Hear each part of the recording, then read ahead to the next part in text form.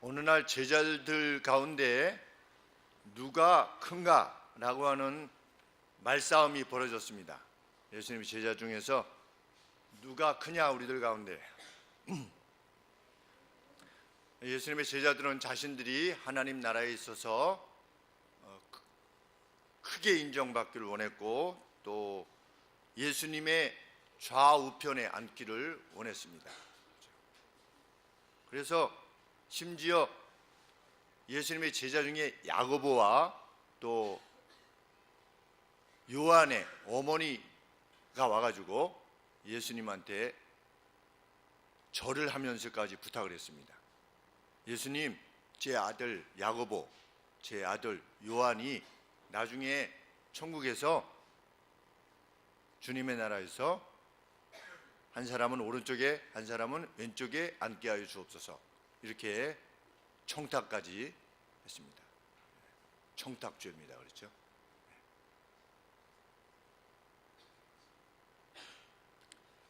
우리는 그 내용을 보면서 제자들이 참 어리석다. 그리고 요한과 야고보의 엄마도 참 어리석다. 그래서 예수님이 꾸짖으셨을 것 같은데, 예수님이 꾸짖으셨습니까? 너희들 이렇게 멍청하냐 이렇게 하셨습니까? 안 했습니까? 그렇게 안 하셨어요. 너희들은 그렇게 모르냐 이렇게 하시지 않았어요. 뭐라고 말씀하셨습니까? 천국에서 내 오른쪽 왼쪽에 앉게 되는 것은 누가 결정하실 거다? 내 아버지께서 결정하실 것이다, 이렇게 말씀하셨어요. 제자들을 책망하시지 않으셨어요.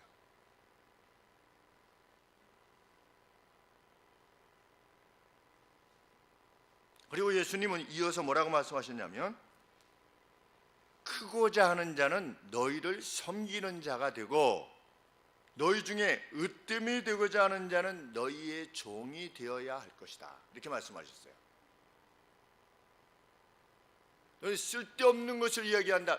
천국에서 크고 작은 게 어디 있어? 이렇게 말씀하시지 않고 성부 하나님이 결정하실 것이다, 이렇게 말씀하셨고, 누구든지 크고자 한다면 섬기는 자가 되라, 이렇게 말씀하셨습니다.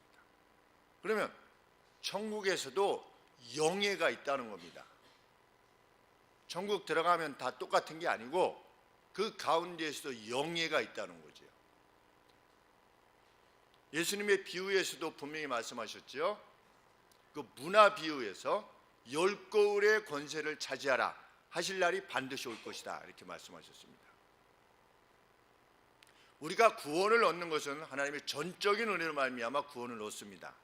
그러나 구원 이후에 하늘나라에서 받게 될 영광, 그것에 있어서는 그것을 참으로 사모하는 자가 얻게 될 것임을 분명히 하신 말씀입니다. 상급이 있을 것을 말씀하신 것이죠.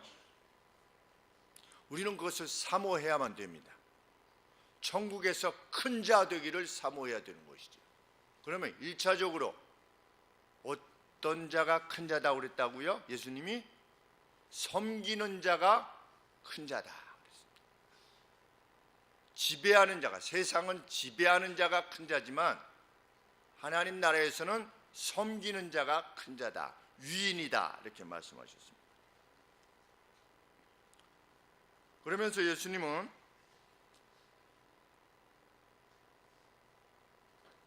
예수님 자신을 들어서 섬김에 대해서 말씀하십니다. 마태복음 20장 28절인데, 나는 어떻게 하였다? 나의 생명을 너희들의 영혼을 위한 대성물로 내어주었다 그랬습니다. 그러면 예수님의 섬김의 방식은 뭡니까? 예수님이 자기의 생명을 우리에게 주셨어요. 그러면 섬김의 목적은 뭡니까? 우리를 천국에 가게 하시기 위해서, 우리의 죄에 대한 벌을 대신 받게 하시기 위해서 예수님께서 자기 몸을 내어주셨어요. 그러면 방법은 자신을 죽이시는 거예요. 목적은 생명을 살리는 거예요. 섬김이라는 것은 이런 것이라는 겁니다. 섬김의 방법은 무엇이 되어야 가장 큰 인물이냐? 예수님처럼 자신의 생명을 내어주기까지 하는 것, 방법이. 그럼 목적은 뭐냐? 상대의 영혼이 살아나게 하는데 그 목적을 두는 것. 그렇게 행하고자 하는 사람이 가장 큰 자라는 거죠. 어디에서? 천국에서. 그럼 이 땅에서 그렇게 살기를 간절히 원하는 그 표 중에 하나가 뭐냐? 천국의 열쇠 중에 그 표 중에 하나가 무엇입니까? 그것이 교회에서 맡게 되는 직분입니다. 직분은 계급이 아니라 역할이지요. 역할을 위해서 주어진 것입니다. 펑션이지요. 그래서 집사의 직을 사모하라 이렇게 말씀하신 겁니다. 집사의 직분을, 그 일을 사모하라. 근데 어떤 사람이 나는 뭐 집사 안 해도 뭐 이렇게 하나님 말씀 잘 섬기면서 이렇게 살면 되지 뭐. 그리고 꼭 무슨 뭐 집사가 돼야 되나 장로가 돼야 되나. 성경은 결코 그렇게 말하고 있지 않습니다. 너희가 땅에서도 매면 하늘에서도 매일 것이요, 이 교회에서 풀면 하늘에서도 풀릴 것이다. 여기에 직분이 거기에서의 직분이 될 것이다. 그래서 우리 교회도 그토록 신중에 신중을 기울이려고 애를 쓰는 것입니다. 왜? 교회 나오면 누구나 집사 되는 것이 아니라 1년 지나면 누구나 집사님을 임명하는 것이 아니고, 왜 기다리느냐? 여기에 직분이 하늘의 직분이기를 원하기 때문에 성경 말씀에 과연 합한가를 묻기 위해서. 그래서 우리는 직분을 사모하는 것이죠. 그 누구의 생명에 대해서 무한 책임을 지기를 원하는 것입니다. 무한 책임. 그 어떤 생명을 건지기 위해서 내가 교회의 일을 잡기를 원하는 거죠. 그래서 그게 집사입니다. 일을 잡는 겁니다. 그 목적은 뭡니까? 생명을 살려내는 것입니다. 권사, 권하는 직분을 행하는 것인데 누구를 권하는 것입니다. 왜? 그 생명을 살려내고 회복시키고 하기 위해서 그 일을 감당하는 것이죠. 장로는 뭐 하는 겁니까? 워치하는 겁니다. 마치 목자가 양들을 이렇게 저 양이 혹시 병들었나? 저 양은 왜 오늘 안 먹지? 저 양은 왜 이렇게 걸음걸이가 저렇지? 이걸 돌아보는 사람이 누구냐? 그게 장로입니다. 감독. 장로를 어떤 그 타이틀이라고 한다면 그 감독이라는 것은 그 장로가 지닌 역할을 말하는 것인데, 그 역할은 뭐냐? 이렇게 양떼들이 어떤 상태에 있는가, 영적인 상태가 어떤가를 돌아보는 것이, 그것이 장로요 감독인 것입니다. 그 직분을 사모해라. 그 직분을 잘 감당하는 이들에게는 뭐가 있을 거다? 훗날 주님으로부터 상이 있을 것이다. 그 직을 잘 감당하는 사람.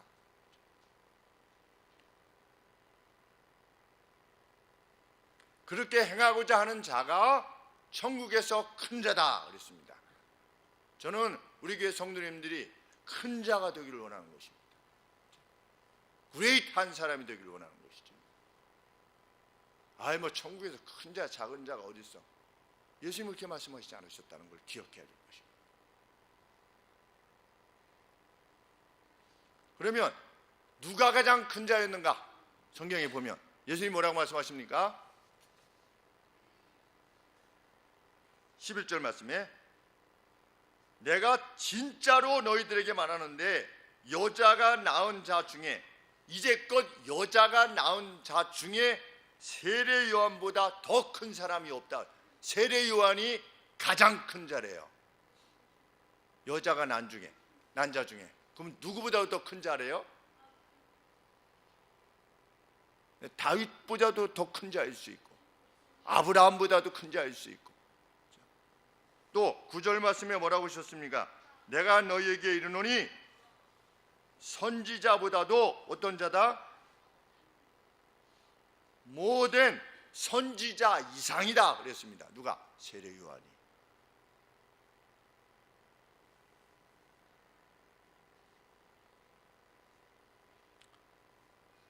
주님은 세례 요한을 예수님 오시기까지 사람들 중에서 가장 큰 자로 말씀해 주셨습니다. 그런데 세례 요한이 기적적으로 잉태가 됐죠. 그렇죠? 예수님보다 6개월 전에 그 도저히 아기를 가질 수 없었는데 세례 요한이 잉태가 됐습니다. 그럴 때 천사가 와서 뭐라고 하냐면 이 사람이, 이 아기가 나중에 큰 자라 일컬음을 받게 될 것이다. 그는 술과 포도주를 마시지 아니할 것이며, 큰 자가 되기 위해서는 뭘 해야 됩니까? 술과 포도주를 마시지 말아야 돼요. 우리가 큰 자가 되려면 술, 포도주 마시지 말아요. 거기에 탐닉할 수 없다는 거죠. 그리고 그가 태중에 벌써 성령의 충만함을 입게 될 것이다. 그렇게 말씀했어요. 그러면 그가, 세례 요한이 이 뱃속에서부터 성령이 충만하게 되어서 술과 포도주를 하지 않을 정도로 목적했던 바가 무엇이었습니까? 세례 요한이 뭘 외쳤지요? 예수님이 오신다고 회개하라, 천국이 가까이 왔느니라. 이것을 세상에게 알리기 위해서 술과 포도주도 행하지 아니할 정도로 그가 어디 살았지요? 세례 요한은 광야에서 살았어요. 그리고 옷은 뭘 입었습니까? 네, 약대 털 옷을 입었어요. 아주 볼품없는 것을 입은 거예요. 뭘 먹었어요? 네, 석청을 먹었대요. 그렇죠? 네, 꿀을 먹었대요.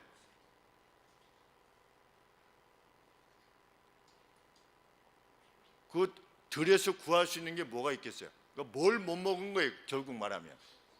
고기, 밥 이런 거 매일 아침마다 이렇게 좋은 거 이걸 먹지 못하고 거기 나는 어떤 그런 것들을 먹고 살 정도로 광야에 있으면서 무엇을 외쳤냐면 회개하라, 천국이 가까이 왔느니라. 세례 요한은 일생 동안 무엇을 외쳤냐면 회개하라, 천국이 가까이 왔느니라. 그래가지고 그렇게 외쳐서 백성들의 마음이 하나님께로 돌아가게끔 만들었어요. 그래서 예수님이 이후에 오셨을 때 예수님 보고 뭐라고 가르쳐 주었냐면 백성들에게 저분이 누구시다? 세상 죄를 지고 가시는 어린 양이로다. 예수님이 누군가를 세례 요한이 가르쳐 주었어요. 그러면 세례 요한이 한 일이 뭡니까? 백성들의 마음을 회개하게끔 돌이켜가지고 그 마음이 오신 예수님에게로 향하게끔 했어요. 그것이 세례 요한이 한 일이에요. 그런데 예수님이 그 세례 요한에 대해서 뭐라고 말씀하십니까? 여자가 난 자 중에 가장 큰 자다. 그러면 천국에서 큰 자는 누굽니까? 그렇지, 예수님이 오기까지 세례 요한이에요. 왜? 예수님에게로 인도해서 구원을 얻게 했으니까. 그 천국에서 누가 큰 자냐? 그 어떤 영혼으로 하여금 예수님을 알게 해가지고 그가 구원을 얻게 되는 것, 그가 천국에 들어가게 하는 것, 그 사람이 천국에서 가장 큰 사람이라는 겁니다. 나는 남을 많이 구제했어요. 구제해서 그 구제에서 영광을 내가 받으면 그 아무런 소용이 없는 거지. 성경은 누가 천국에서는 크다? 그 구제, 남을 도와줘 가지고 이 사람이 어떻게 돼야 돼요? 남을 돕는 목적이 뭐예요? 네? 자, 우리가 행하는 거에는 무엇을 행하는 방법이 있고 목적이 있어요. 방법은 남을 돕는 구제예요. 그 목적은 뭐예요? 심판하러 오실 때 포인트를 쌓기 위해서 누적 포인트. 그럼 결국 나를 위한 거네.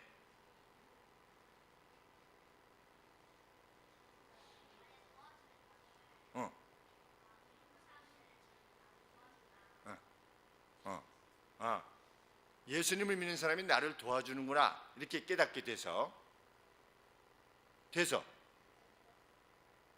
그 사람이 예수님을 알게 되는 것, 그게 구제의 목적이에요. 남을 도울 때 예수님의 사랑으로 인해서 우리가 형제님을 돕는 겁니다 라고 해서 누가 영광을 받으시도록? 예수님이, 하나님이 영광을 받으시도록. 그래서 이 사람이 예수님을, 예수님이라는 분이 계시는 거구나, 저 사람들이 왜 나를 도와주지? 저 사람들이 자기의 주인이라고 모시는 그 예수님이 나를 도와주라고 해서 내가 이렇게 도움을 받는구나. 그런데 도움을 받을 때 자, 좀 받으시오 이렇게 하지 않고 어떻게 하는 겁니까? 얼마나 어렵습니까? 같이 나눕시다. 이런 어떤 겸손함으로 행했을 때 이 사람이 예수님을 알게 되는 것, 그것이 구제의 목적이에요.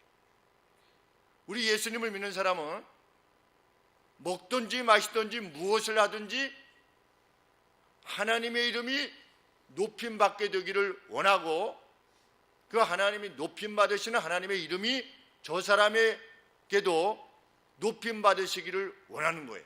그게 우리의 목적이에요.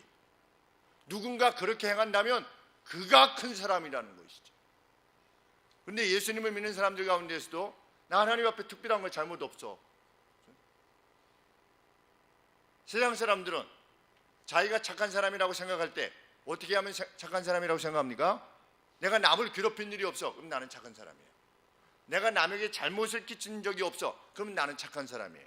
근데 성경은 그런 사람이 어디 간대요? 지옥 간대요. 천국에는 나는 잘못한 거 하나도 없어요 라고 하는 사람은 천국에 없대. 누가 말씀하셨을까? 예수님이 말씀하셨어요. 그렇죠?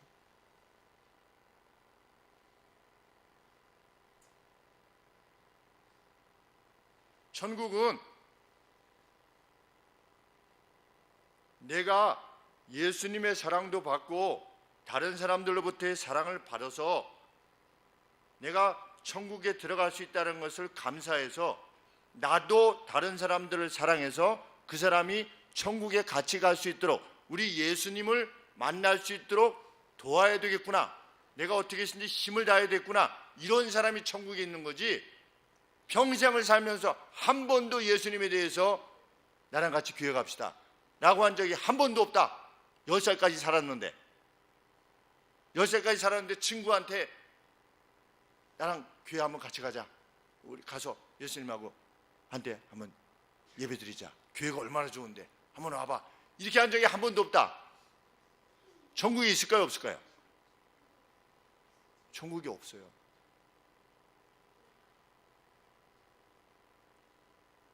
왜? 천국에서는 누가 큰 자이기 때문에 어떤 영혼으로 하여금 예수님을 알게 하여서 영원한 멸망에서 영원한 천국으로 생명으로 옮기게 하기 위해서 온 힘을 기울이는 사람이 가장 큰 자이기 때문에 그 대표가 누구예요? 예수님이에요. 그 다음에 예수님 올 때까지는 누가 대표래요?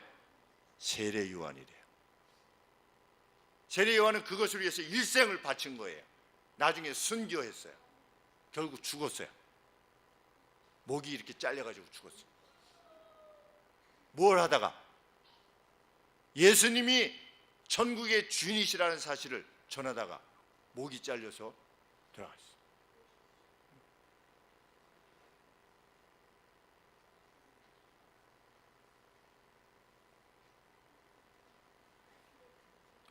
우리 IS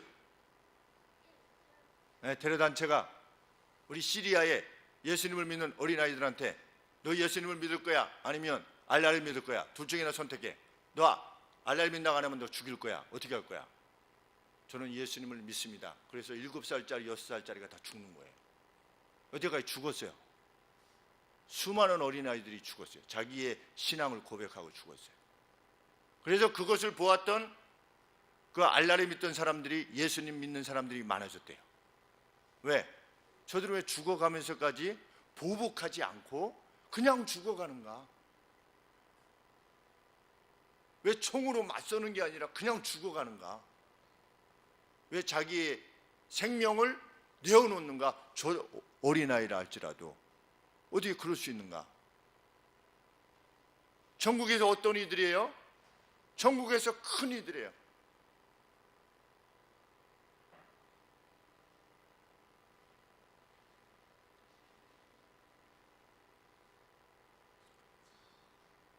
특별히 세례 요한이 역할이 그렇게 컸던 이유는 구약의 다른 선지자들은 메시아가 오실 거다 누군지 잘 몰랐어요. 오셔서 이렇게 할 거다 하나님한테 계시를 받아서 사람들한테 전했는데, 이 세례 요한은 직접 예수님, 이제 천국을 이제 막 시작하신 예수님에 대해서 직접 행한 일이었기 때문에 더할 수 없이 소중한 일이었어요.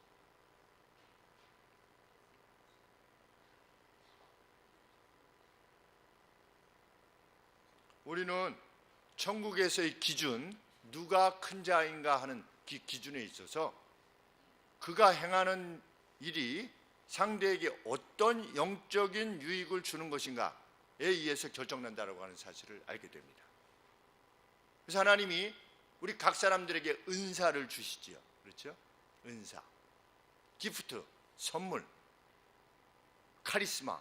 우리가 카리스마가, 그 사람 카리스마가 있다고 그랬는데 카리스마가 잘못 팔려가가지고 그렇게 쓰이고 있어요. 카리스마는 뭐 이거 해! 뭐 이게 그게 카리스마가 아니고, 카리스마라고 하는 것은 선물이라는 뜻입니다. 은사, 하나님으로부터 받은 은사를 말하는 건데, 어떤 사람은 남을 열심히 돕고, 어떤 사람은 부엌 설거지를 하고, 어떤 사람은 청소하고, 어떤 사람은 찬양하고, 어떤 사람은 돈을 열심히 벌어가지고 하나님 앞에 헌금하고, 어떤 사람은 자기는 돈은 없지만 슬픈 자, 아픈 자를 가서 위로하고, 이런 각각의 은사들이 있어요. 그런데 그 각각의 은사들 중에 가장 큰 은사가 뭐라고 합니까? 방언. 어떻습니까? 방언. 사도 바울에 의하면 방언의 은사로서의 가치가 어떻대요? 저기 아래에 있대요. 저기 아래. 왜 그럴까요? 방언은 다른 사람한테 유익을 끼치지 못하기 때문에 그래요. 저도 방언을 못 해봤어요. 하나님이 저한테 방언 안 주셨고, 방언 별로, 저는 그렇게 은사 중에 하나를 택해라 그러면 그 은사는 안 될 것 같아요. 왜? 사도 바울도 1만 마디 방언을 하는 것보다 사랑의 한마디 하는 게 더 낫다 이렇게 말씀하셨거든요. 왜? 내가 너를 사랑한다 라는 말은 상대에게 영향을 미치는 거예요. 그렇죠? 내가 너를 사랑한다. 미국에서 토마스 G. 롱이라고 하는 교수님이 설교하실 때, 미국에서는 지금은 이제 그 기계가 발달되어 있지만 목사님만 얘기할 수 있도록 해줘야 돼요. 바바 하지 말고 각각 자기를 돌아보야지, 그렇지? 미국에서는 그 귀가 잘 들리는가 들리지 않는가 여부를 귀에다 대고 이렇게 말한다고 했죠. 따라하라고. The sky is blue. 이렇게 하늘이 참 파랗다. 하늘이 파랗구나. 그러면은 얘가 이게 들리면 The sky is blue 이렇게 하는 건데, 어떤 아이가 있는데 저도 한 50%밖에 못 들어가지고 그 설교를 잘 안 들리니까 무슨 말인지 다 알아들 수 없었지만, 여하간에 어떤 선생님이 그 귀에다 대고, 그 얼굴이 뭔가 기형으로 이렇게 출생한 아이인데 귀에다 대고, 너는 세상에서 더할 수 없이 소중한 보물이야 이렇게 했어요. 귀에다 대고. 근데 그 아이가 그걸 일생 기억하는 거예요. 그래서 아주 유명한 정치가가 됐대요. 그 얼굴이 기형이 된.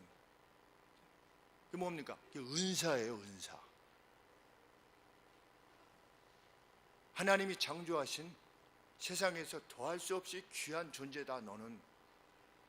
그런 말 한마디가 1만 마디 방언, 하나도 알아듣지 못하는 말보다 그 한마디 말이 훨씬 더 소중한 이유는 뭐냐?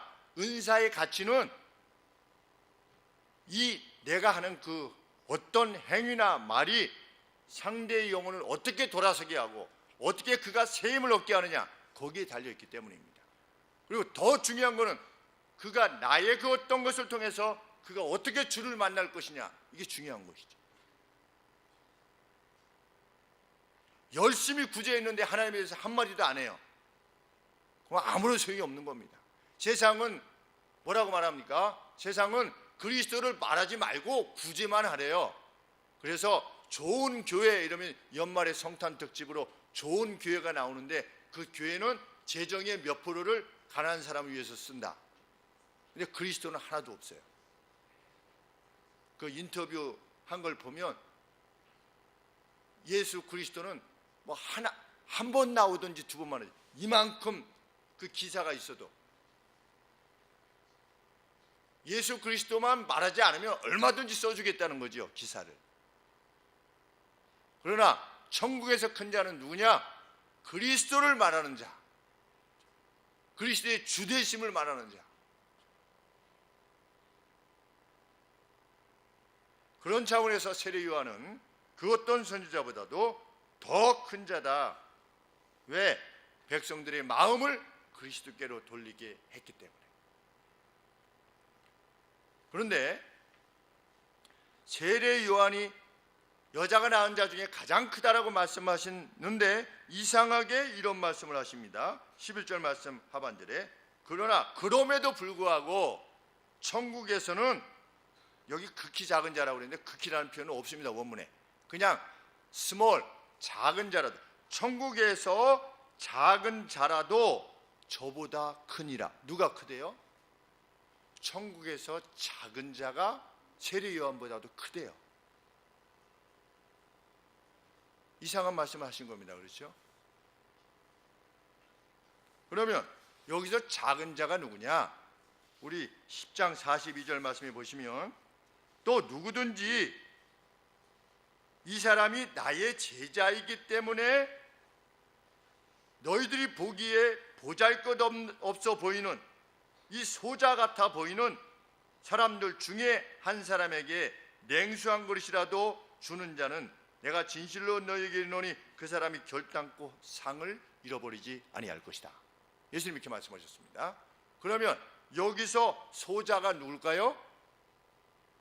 예수님의 제자를 말하는 겁니다. 근데 예수님의 제자가 당시에는 사람들에게 어떻게 비추인 겁니까? 아주 보잘것없는 가치 없는 자들로 여겨지는 겁니다. 저 목수의 아들 따라다니는 자들, 저 고기 잡던 애 아니야? 고기 잡던 애 쟤 세리 아니야? 누구와 비교하면, 세례 요한과 비교하면 그 격차가 엄청난 거죠. 왜? 세례 요한에게는 그 명성이 뛰어나서 사람들이 막 요단강으로 나와가지고서 세례 요한한테 세례를 받지 않았습니까? 아주 큰 인물이었습니다, 세례 요한은.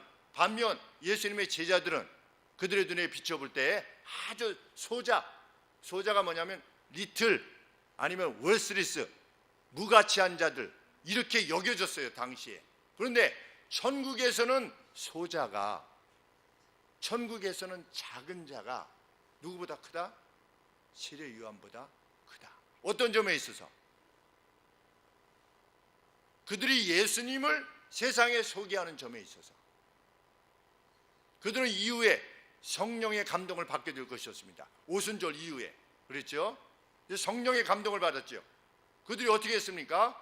세례 요한보다도 더 정확하게 예수님이 누구신가를 전할 수 있었어요. 예수님이 왜 주인이신가도 전할 수 있었고 기록할 수도 있었어요. 세례 요한은 어떠했어요? 3절에 보시니까 예수께 여짜오되, 세례 요한이 제자들을 보내서 예수님한테 물어보았어요. 예수께 여짜오되 오시겠다고 하신 메시아가 그이가 당신입니까? 아니면 우리가 다른 사람을 기다려야 됩니까? 이게 잠깐 머뭇거린 거예요. 누가? 세례 요한이. 아직 100% 확신이 없었던 거예요. 그런데 이 세례 요한과 달리 예수님의 제자들은 후에 3년 동안 예수님을 따라다니면서 예수님이 하신 말씀, 예수님이 행한 기적들, 예수님에게서 이루어진 구약의 예언들, 이걸 통해서 주는 그리스도시요 살아계신 하나님의 아들입니다. 달리 말하면 아들이라고 하는 것은 하나님이란 뜻이에요. 당신은 하나님이십니다 라고 고백을 했고, 그 고백을 위해서 이 사도들이 순교했어요. 그 고백을 위해서 자기의 생애 전부를 바쳤어요. 근데 세례 요한보다 뛰어난 점은 뭡니까? 세례 요한도 자기를 바치지 않았습니까? 근데 세례 요한은 마치 구리 거울로 보는 것처럼 약간 희미하게 봤어요, 예수님을. 그러나 제자들은 명확하게 본 겁니다. 뭐를? 예수님이 세상을 구원할 구주라고 하는 사실을 명확하게 본 것이에요. 그렇기에 천국에서는 나를 전하는 나의 제자들, 이 작은 자들은 어떻다? 세례 요한보다 더 크다. 그러면 이 말씀을 하신 이유가 무엇입니까? 지금 말씀을 받고 있는 사람들에게 내가 메시아라고 하는 사실을 알리시는 겁니다. 세례 요한이 너희들에게 와서 이렇게 잘했지, 근데 나의 제자들이 나에 대해서 행하는 것이 세례 요한이 행하는 것보다도 더 정확한 것이다. 나는 누구다? 내가 세상을 구원할 메시아다 라고 하는 사실을 알리는 것입니다.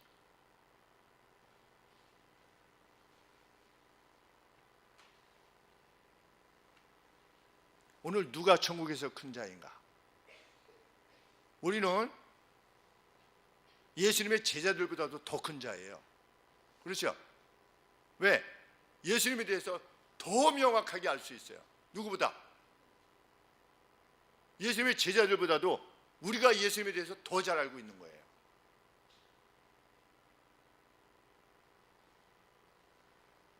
제자들 이후의 기록들을 통해서도, 그리고 다른 분들의 누가 같은 분들의 기록을 통해서도 우리는 예수님이 어떻게 역사하셨고 성령께서 어떻게 역사하셨는가를 우리는 봤어요. 우리는 더 명확하게 천국에 대해서 알아요. 어떻게 하면 천국 간다는 것도 알고 예수님이 누구신지도 알아요. 그러면 우리가 천국에서 큰 자가 되기 원한다면 어떠한 이들이 되기를 원하는 것입니까? 제자들이 예수님에 대해서 분명히 알게 된 것처럼 우리도 하나님이 주신 이 말씀을 통해서 예수님이 어떻게 우리의 진짜 주이시라는 것을 우리가 확신할 수 있는가를 여기서 확인해야 돼요. 말씀을 통해서 예수님이 왜 신이신가에 대해서 그 증거를 우리는 여기서 발견해야만 됩니다. 그냥 목사님이 예수님이 그리스도이시라고 그러니까 그게 아니고 우리들 스스로가 말씀을 통해서 과연 그러한가 살펴야 되는 거죠. 왜 세상 사람들은 예수님을 안 믿습니까? 예수님이 없다고 생각해요. 왜? 증거가 없다고 생각해요. 그렇죠? 세상은 증거가 없다고 생각해요. 근데 그 증거는 어디에 있어요? 여기에 다 있어요. 이것도 사람이 만든 책 아닌가? 사람이 만든 책인데 몇 년에 걸쳐서 쓰여졌어요?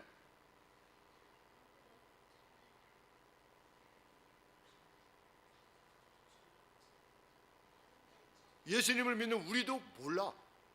이게 몇 년에 걸쳐 쓰여졌습니까? 전도사님, 방목사님 빼고. 목사님이 모르면 얘기하지 말라고 그랬죠. 대강하지 말고 정확하게 알면은 정확하게 답변을 하고. 그렇지? 자, 여러분께 여쭙겠습니다. 이거 몇 년에 걸쳐 쓰여졌습니까? 성경이?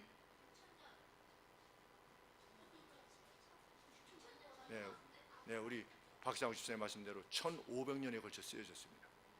근데 우리는 예수님을 오래 믿어도, 예수님을 20년, 30년, 40년 믿어도 이게 몇 년에 걸쳐 쓰여졌는지조차도 우리는 몰라요. 그렇죠? 이게 왜? 자, 세상은 하나님이 정말 살아계시고 역사하신다는 것을 성경에 있다. 그럼 세상에서 뭐라고 말합니까? 그거 사람이 쓴 거잖아. 그러니까 우리 여기 아이들이 조금 전에 그랬어요. 그렇지.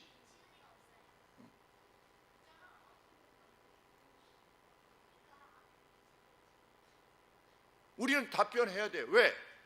성경은 하나님께서 내가 역사의 주인이라고 하는 사실을 변증하는 변증서예요.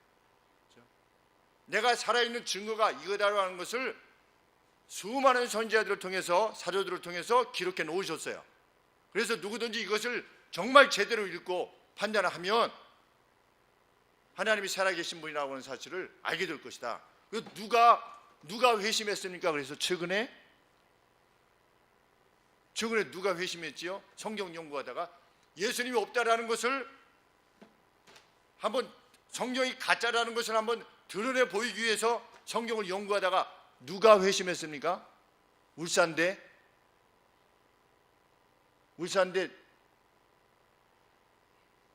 이정훈 교수님인가요? 하는 교수님이 회심했어요.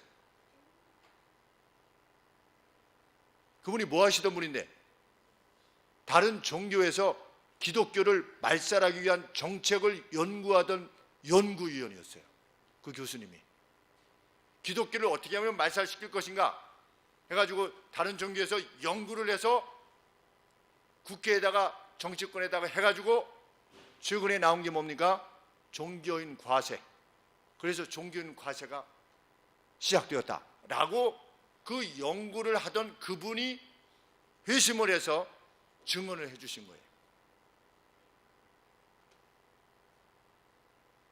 성경을 연구하면 시대별로 연구하고 성경 공부를 같이 하고 그래서 이것입니다 라고 하게 되면 착하게 살아라가 아니라, 그래서가 아니라, 물론 주님이 우리에게 요청하시는 그 내용이 거룩해서이기도 하지만 그 역사적 사실에 의해서, 그리고 세계사에 비춰보면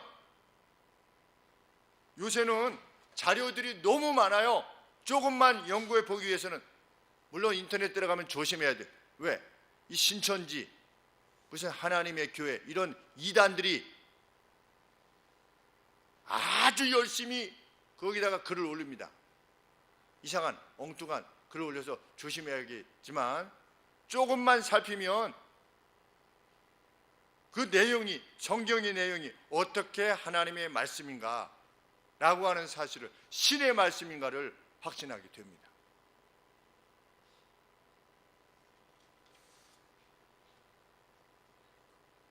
우리는 천국에서 큰 자가 되기를 원하는 겁니다.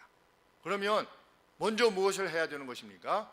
하나님의 말씀을 깊이 살펴야 됩니다. 깊이. 참 감사한 것은 우리 작년부 성경 공부가 한 2시간요. 그 어르신들이 이렇게 집중한다는 게 정말 어려운 일인데, 이 지나가다 보면 그냥 눈빛이 우리 아동들보다 더 반짝반짝 하시면서 이렇게 좋으시는 분 한 분 없이, 얼마나 힘드시겠어요? 한 2시간여 동안 집중하시려면. 그런데도 이 성경 말씀을 살피시려고 하시는 걸 볼 때 너무 감사하고, 우리 청지기반들도 각각 그래도 힘을 다해서 참 함께 하시려고 하는 점이 너무나 감사한 일이죠. 거기서 우리가 주님이 누구신가를 배우고, 어떻게 주님이 신이신가라는 것을 배우고 뭐 하는 겁니까? 거기서 그치는 게 아니라 진정한 지식은 행동으로 나오게 되어 있죠. 진정한 지식은.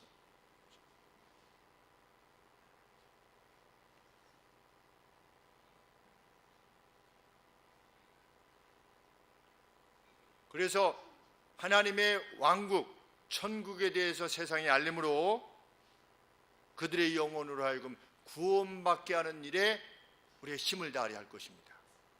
그 사람이 천국에서 큰 자입니다. 나는 관심 없다.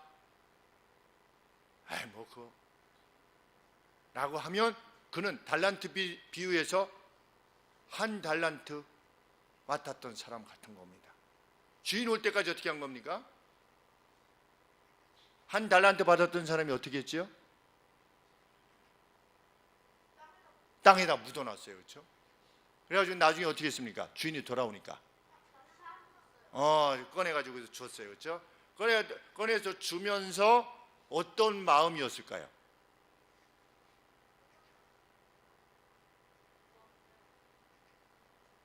자기가 잘못했다고 생각했어요? 아니라고 생각했어요?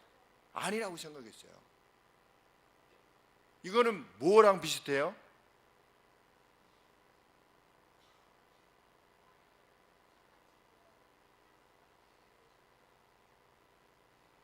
뭐랑 비슷해? 우리 이게 신앙생활을 할 때 뭐랑 비슷할까요? 나는 잘못한 일이 없는 거야. 응? 남기진 않아. 2달란트 남겼던 사람, 5달란트 남겼던 사람처럼 주인이 갔다 올 때까지 자기에게 맡겨진 걸 가지고 2달란트 맡았던 사람, 5달란트 맡았던 사람 어떻게 했어요? 열심히 그 2달란트 가지고 장사를 했어요. 그렇죠? 무엇인가 남기려고 애를 썼어요. 누구 때문에 그렇게 했어요? 주인 때문에 그랬어요. 주인 때문에. 주인이 돌아오시면 내가 이렇게 남겨놓으면 주인이 나를 얼마나 기뻐했을까. 근데 한 달란트가 금이 몇 킬로래요? 금이 한 35kg 정도 된대요. 조금 맡긴 게 아니에요. 어떤 사람에게는 조금 맡겼다, 어떤 사람은 많이 맡겼다, 이게 아니고 각각 다르게 맡겼다는 거예요. 금 35kg면 돈으로 치면 어마어마하겠죠, 그렇죠? 네, 그렇게 각각 누구에게나 각각 그렇게 맡겼는데 그 한 달란트를 맡았는데 어떻게 한 거예요? 35kg를 땅에다가 묻어놓고 주인이 올 때까지 그냥 이렇게 있다가, 주인은 뭘 말하는 거예요? 주인이 온 거는 예수님이 세상에 다시 오실 때 너 내가 준 거 가지고, 내가 너에게 준 능력, 내가 너에게 준 건강, 내가 너에게 준 그 돈, 그거 가지고 어떻게 해가지고 다른 사람의 영혼을 구원했는데 썼느냐 이렇게 물어봤더니 저는 땅에다가 묻어놨습니다. 저는 혼자 예수님 잘 믿다가 그냥 왔습니다. 근데 주인이 어떻게 했습니까? 집에서 내어 쫓았죠. 그렇죠? 무서운 말씀입니다. 내가 진실로 너에게 말한다. 내가 이거 진짜다 말이죠. 진짜다. 내가 너에게 준 것들로. 그랬더니 너 왜 이렇게 했느냐? 주인이 뭐라고 얘기했습니까? 너 그러면 차라리 이 금덩어리를 어디다가 넣었으면 됐냐? 은행에다 맡겨놓으면, 저축해 놓으면 거기서 우리 누구한테 이렇게 빌려주면 거기서 이자라도 받았지 않았겠느냐? 근데 너는 그 일도 안 했다는 거지요.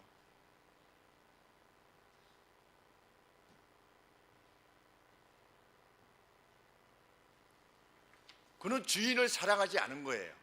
누군가 하나님이 내게 맡겨주신 내 생애를 정말 고마워하고 감사해하고, 그 주인이 여행을 떠나면서 네가 한번 이걸 가지고 해봐라, 이 맡겨줬다는 게 얼마나 큰 일이에요. 그렇죠? 노예가 아닌 거예요. 그래서 청직이라고 그러는 거예요. 청직이. 스튜어드. 그 종. 그러니까 이 종은 노예하고 차이는 뭐냐면, 노예는 그냥 주인이 주는 하루 주는 밥 먹고 살고 주는 옷 가지고 가는데, 이 스튜어드는 뭐 하는 사람이냐면 주인이 믿고 뭔가를 맡겨주는 거예요. 그래서 네가 네 책임하에 한번 해봐라 이렇게. 그러니까 주인이 믿어주는 거예요. 우리는 하나님이 다 믿어주신 거예요. 주인을 위해서, 하나님을 위해서 다른 사람들의 영혼을 복되게 하고 주인인 나를 알리고 그래서 생명을 얻게 할 것이라고 믿고 우리에게 무엇인가를 다 맡겨주었는데, 그 누가 그냥 나만 예수님 믿고 그냥 천국 가는 거예요. 가려고 하는 거예요. 그 천국에서 어떤 자다? 가장 작은 자일 뿐만 아니라 없대요, 천국에.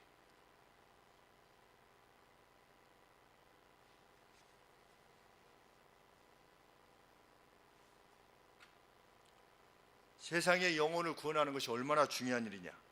그 제자들에게 냉수 한 그릇을 대접하는 것조차도 결단코 그 상을 잃어버리지 않아야 할 거래요. 그 제자들이 하는 일이 얼마나 귀한 일이면 그 제자들을 돕기 위해서 냉수 한 그릇을, 복음을 전하시는데 얼마나 힘드세요. 물이라도 한 잔 하시고 이렇게 하세요. 그 물이 뭐 어떤 의미를 지닌다 또 그렇게 말하는 분이 있지만, 여하간에 냉수 한 그릇을 대접한 것에 대해서도 그 일 자체가 너무나 소중한 일이기 때문에 반드시 상을 주실 것이다. 예수님을 만나서 자살하려고 했던 분이 새로운 생명을 얻게 되었다. 예수님을 제대로 만나면 안 죽어요. 예수님을 제대로 만나면, 예수님을 제대로 만나면 슬퍼할 수가 없어요. 낭망할 수도 없고, 그렇게도 소중한 일이에요. 이 사람에게 이 사람이 받아들일까? 그러던 예수님이 제대로 만나면 전혀 다른 사람이 되는 겁니다. 우리 이명희 전사님이 1988년에 전도하신 우리 서문주 선교사님께서, 이명희 전사님이 전도하셔가지고서 성경 공부를 한 3개월 하시고, 그 성경 공부를 하시면서 예수님을 아시게 돼서 복음 안에 들어오셔서 지금은 태국의 선교사님으로 지금 나가신다. 오늘 오셨는데, 이거 얼마나 값진 일입니까? 내가 뿌리는 씨앗이 어떤 열매를 거둘지 알 수 없는 거지요. 그 예수님 시대에 12명이, 불과 12명의 온 세상에 12명밖에 없는 겁니다. 쉽게 말씀드리면, 처음 시작할 때 12명의 제자들이 세상에 천국을 전할 거라고 누가 생각했겠습니까? 그런데 그들은 자기 생명을 아깝게 여기지 않고 나가서 전한 겁니다. 복음을.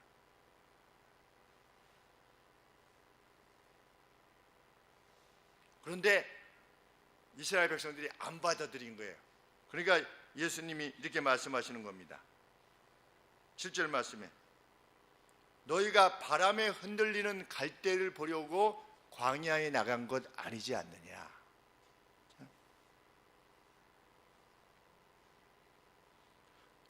바람에 흔들리는 갈대, 거기 광야에서 외치던 사람이 일관성이 없이 이렇게 흔들리던 사람이더냐? 아니지 않느냐. 그렇죠?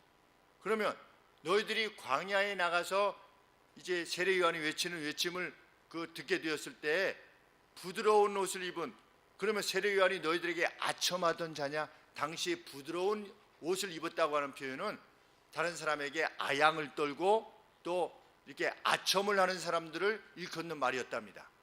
그러니 너희가 광야에 나가서 만난 사람이, 세례 요한이 너희에게 아양을 떨던 그런 사람이더냐? 아니지 않느냐. 그러면 너희가 만난 사람이 누구냐?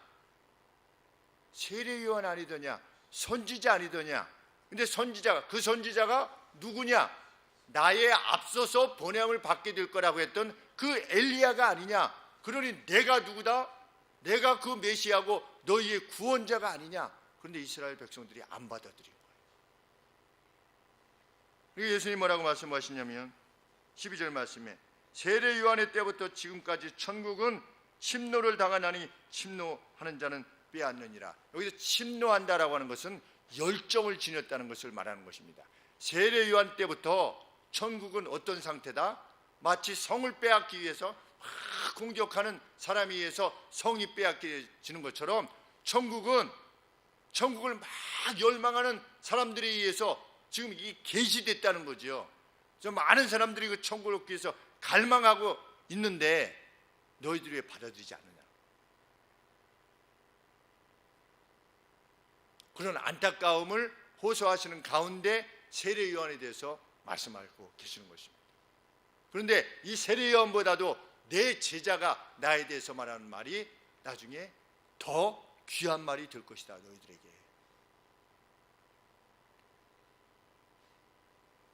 우리는 정말 예수님의 이 한스러운 말씀과 같이 정말 천국은 침노하는 자일 것이다, 그것을 정말 사모하고 그것을 위해서 자신의 전부를 드리고 이런 자들의 것이 될 것이다 라고 말씀하신 것을 우리가 기억해야 될 것입니다.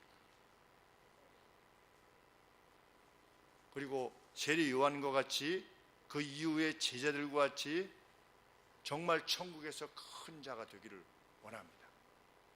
올 한 해 하나님의 진리의 말씀이 무엇이냐를 정말 깊이 인식하고 올 한 해 이렇게 알게 된, 우리가 신앙하게 된 이 그리스도를 세상에 전하는 거죠. 우리는 요새 예수님을 믿는 사람들에게는 모욕당할 용기가 없는 것 같아요. 모욕당할 용기. 예수님을 전하다가 모욕당할 용기가 없어요. 내가 이 말을 하면.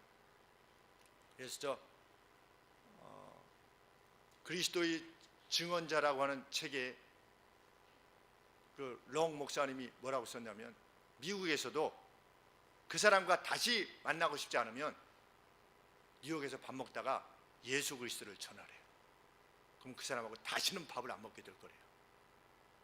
미국도 마찬가지라는 거지요. 우리도 누군가에게 내가 그리스도를 말하면 모욕을 당할 수도 있고 저 사람이 나를 불편하게 여길 수도 있기 때문에 말하려 하지 않습니다. 그러나 천국에서 큰 자는 누구다? 우리 남혁이 친구한테 교회 가자고 한 말 한 적 있나? 데리고 왔었나? 여기 말고 언제? 몇 년 전에? 얼마 안 됐어요? 그 친구 교회 가라고 그랬어요? 어느 교회로 갔어요? 친구가 서울중앙교회로 갔어요? 선유중앙교회로. 잘했어요. 우리 민호는? 있어요? 누구한테?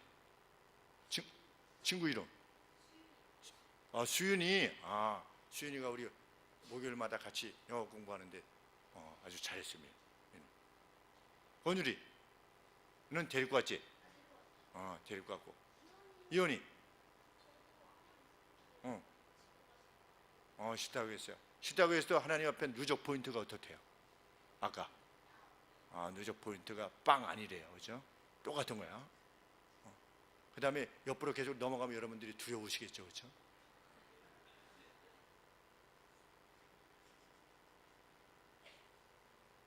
주님은 여러분들에게 여쭈실 겁니다. 말씀하실 겁니다. 너는 누구에게 나를 말했느냐? 나의 왕됨과 나의 하늘 아빠됨에 대해서 너희는 누구한테 말해봤느냐? 우리 힘을 다해서 그리스도를 전하는 이 큰 일에 또 한 해도 또 나아가셔서 우리가 우리 스스로 이렇게 살아가는 면에 있어서는 정말 저도 자랑스럽고 감사하고 그렇습니다. 그러나 우리가 우리 성도들에 의해서 누군가 주님을 찾아오는 일을 우리 임종구 형제님 하고 몇 분 외에는 수년 동안 거의 없었어요. 20년 동안 거의 없었다고 하는 것이 너무나 안타까운 일이죠. 그런 차원에서는 제가 목회를 잘하고 있는가에 대해서 반쪽의 목회만을 하고 있지 않는가 하는 생각. 이미 기존의 예수님을 믿는 이들에게 하나님이 어떻게 살라고 하신 것에 대해서 하는 것에 대해서는 충성을 다했지만 참 새로운 영혼을 구원하는 데 있어서는 참 미진한 부분이 많았다라는 생각이 듭니다. 참 여러분들도 우리들도 참 그런 것을 마음에 두시고 또 새해 힘있게 연말에는 정말 한 명씩 이 자리에 함께 있게 되기를 원합니다. 기도하겠습니다. 하나님 아버지, 그 누군가에게 고향이 어딘가를 알려준다는 것이 얼마나 복된 것인가 알게 됩니다. 하나님, 저희들에게 용기를 주시고 성령의 충만함을 허락해 주셔서 이 주님의 나라를 세상에 전하게 하여 주시옵소서. 요란한 사람들의 일이 아니고 무지막지한 사람들이 예수 천국 불신 지옥이라고 한다고 하는 그런 마음을 우리가 둘 것이 아니고, 하나님, 우리는 과연 그렇게라도 복음을 말하고자 하는가에 대해서 깊이 생각하며 세례 요한과 같이 제자들과 같이 천국에서 큰 자로 하나님 1년을 살아갈 수 있도록 도와주시옵소서. 예수님의 이름으로 기도합니다.